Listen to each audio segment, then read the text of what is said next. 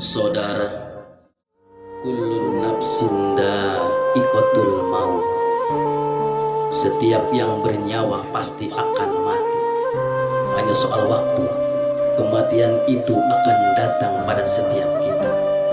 Bayangkan dahsyatnya sakratul maut. Rambut kita ditarik, kuku-kuku kita ditarik, sakit rasanya. Bayangkan nyawa yang dicabut, terbujur kaku, dan bayangkan yang terbujur kaku adalah diri kita. Rasul menjelaskan ketika itu kita masih bisa melihat. Kita masih bisa melihat siapa yang menangisi kita, siapa sahabat yang takziahi kita, tapi kita tidak bisa berbuat apa-apa. Kita tidak bisa bicara, tidak bisa bergerak. Lalu kita dimandikan. Bayangkan itulah diri kita yang sedang dimandikan.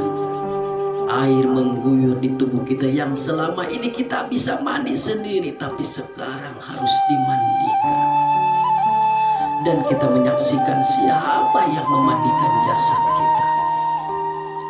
Bersyukur kalau yang memandikan itu adalah anak-anak kita. Sementara kita belum mengajarkan anak-anak kita untuk hal itu. Kemudian kita dikafani, kemudian kita disolati, kemudian kita digotong, dibawa ke kuburan. Rasul menjelaskan kalau yang dibawa itu adalah mayit yang soleh, maka mayit yang soleh itu akan berkata. Tapi ketika itu tidak ada seorang pun yang bisa mendengarnya kecuali malaikat dan hewan-hewan. Manusia dan jin tidak bisa mendengarkan perkataan mayit. Rasul memberitahu kepada kita, mayit yang soleh itu akan berkata, As'ani ya baiti, ya Allah, percepatlah aku ya Allah, percepatlah aku ya Allah ke rumahku ya Allah. Dia sudah melihat surganya Allah. Dia sudah melihat surganya karena kesolehannya di dunia selama ini. Subhanallah. Tapi sebaliknya, ketika mayit itu mayit yang banyak maksiat, mayit yang selama di dunia mengumbar aurat, pembunuh, pembohong, perusak, penipu, koruptor, dan lain sebagainya. Allah Akbar. Mayit itu akan berkata, Haina tadhabu, mau dibawa kemana aku ini? Mau dibawa kemana? Berhenti, berhenti, jangan dilanjutkan. Tapi tidak ada yang mendengarnya. Ibunya tidak bisa mendengarnya, ayahnya tidak bisa menolongnya, teman-temannya tidak bisa berbuat apa-apa. Dan terus ia dibawa ke dalam kuburnya. Subhanallah. Saudara, semua kita akan masuk ke dalam galian kubur tanah 2 meter. Ketika itu kita masih bisa melihat untuk yang terakhir kali siapa yang mengubur kita, siapa yang menutupi kita dengan tanah. Mungkin keluarga kita, mungkin tetangga kita, atau mungkin sahabat-sahabat kita. Tapi begitu selesai kita dikubur, orang-orang yang kita cintai, orang-orang yang dulu bersama kita, orang-orang yang dulu yang menemani kita, semuanya pulang. Semuanya pulang meninggalkan kita sendirian di dalam kubur. Maka kita merasakan kesedihan, takut, gelisah. Tapi kita tidak bisa pulang mengikuti mereka.